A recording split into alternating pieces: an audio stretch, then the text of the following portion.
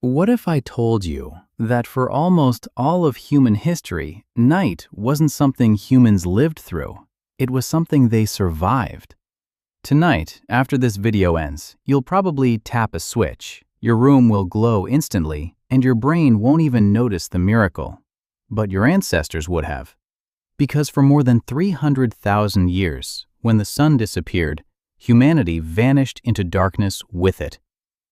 Not dim light, not candlelight. True darkness. The kind where you can't even see your own hands. The kind of darkness modern humans almost never experience anymore. And strangely enough, that darkness may have shaped the human mind more than daylight ever did. Imagine living in a world where sunset meant the end of visibility. No streetlights, no phones, no windows glowing in the distance. Just black sky, cold wind, distant animal sounds, and fear. Because humans were never built for the night. Compared to predators, our night vision is terrible. A leopard can see nearly 6 times better than you in darkness. Hyenas hunt using senses we can barely imagine. To early humans, nighttime wasn't peaceful. It was dangerous. One wrong step away from safety, and you disappeared forever. And then humanity discovered something that changed everything. Fire. Not just warmth, not just cooking. Fire gave humans something no other creature truly had. A second day. The oldest evidence of controlled fire was found deep inside Wonderwork Cave in South Africa, nearly 1 million years old. And from that moment onward, human life split into 2 eras, before fire and after fire. Before it, humans lived like every other primate. When darkness came, movement stopped. After it, everything changed. A small campfire created a glowing circle in the middle of a terrifying world. Predators stayed back. Humans stayed alive. But survival wasn't the biggest revolution. Time was. For the first time ever, humans had extra waking hours after sunset, and those hours may have created civilization itself. Anthropologists studying hunter-gatherer tribes discovered something fascinating. During the day, conversations were mostly practical.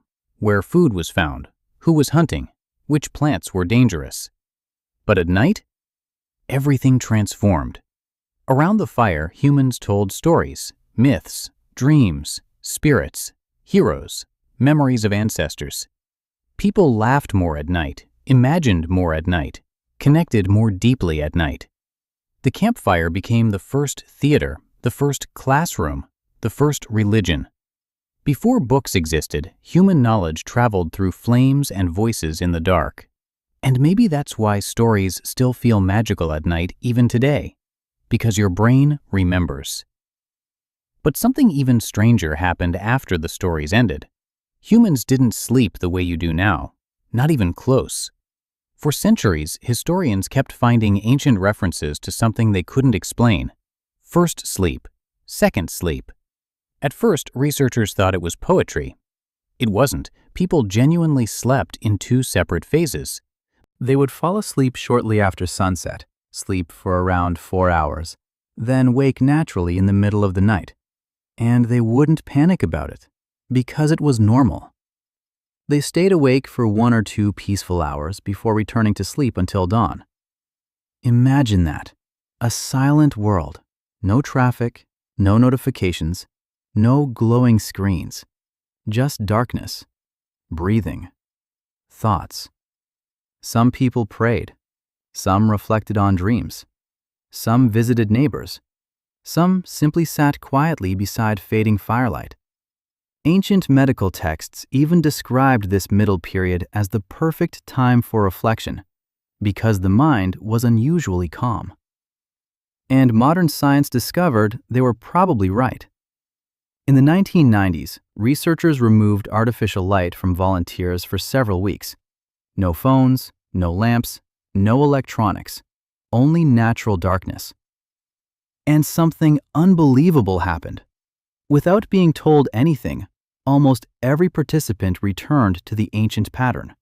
4 hours of sleep, a calm waking period, then another 4 hours.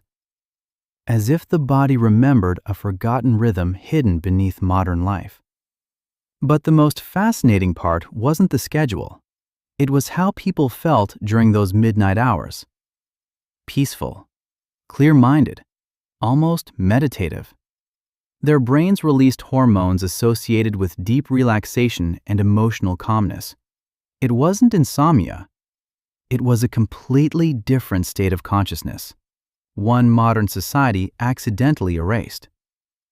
Because eventually, humanity conquered the night. Street lamps appeared, cities glowed brighter, candles became cheap, then came electricity, and suddenly darkness disappeared from human life. For the first time in evolutionary history, humans could ignore the sun completely. We turned midnight into afternoon. But our biology never caught up. Your brain still operates on ancient code written long before electricity existed. When bright light hits your eyes at midnight, your brain believes the sun is still awake. Melatonin production drops. Sleep becomes fragmented. Circadian rhythms break apart. And maybe the strangest consequence of all? We lost silence. For most of human existence, nights contained long stretches of stillness and reflection. Now the average person reaches for their phone the moment they wake in the dark. The ancient pause between first and second sleep has been replaced with scrolling. Your ancestors stared into fire. We stare into algorithms. And maybe that's why modern nights feel so strange. Because somewhere deep inside you, your brain still expects darkness. It still expects stars.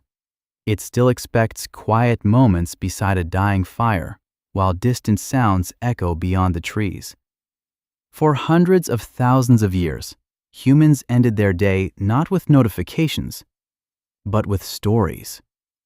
Not with screens, but with silence.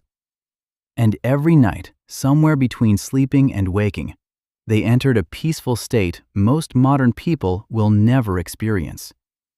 A hidden rhythm buried beneath electric light. A rhythm your body may still remember, even if the modern world does not.